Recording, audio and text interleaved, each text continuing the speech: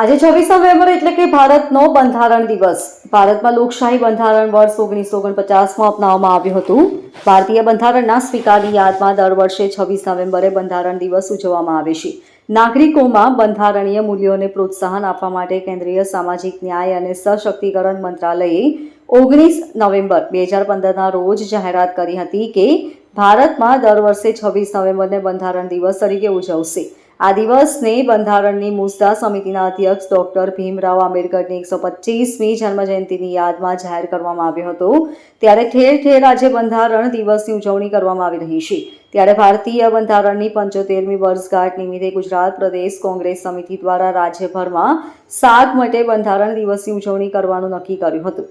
જે અંતર્ગત ડોક્ટર બાબા સાહેબ આંબેડકરની પ્રતિમા સમક્ષ બંધારણના આમુખનું વાંચન પણ કરવામાં આવ્યું હતું.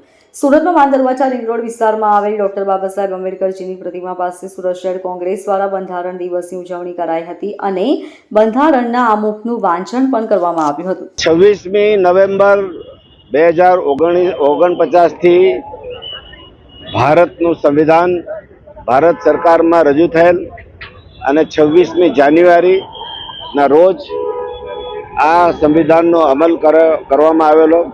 બાબા સાહેબ આંબેડકરની પ્રતિમા એટલા માટે અમે પસંદ કરી છે કે આ સંવિધાનના રચયિતા, આ સંવિધાનના નિર્માતા, જેમણે બહુ જ આપણા દેશની તમામ જનતાને જન જન સુધી આ ન્યાય મળે તે માટેનો એમણે પ્રયાસ કરેલો છે. તેને સમર્પિત કરવા માટે એમની શરણમાં અમે બંધારણની રક્ષા માટે અમે પ્રતિજ્ઞા લીધી છે. આજે સુરત શહેર જિલ્લા કોંગ્રેસ સમિતિના નેજા હેઠળ ઉડના દરવાજા બાબા સાહેબ આંબેડકરની પ્રતિમા ખાતે બંધારણની પ્રતિજ્ઞા લેવાનો કાર્યક્રમ રાખવામાં આવેલો હતો.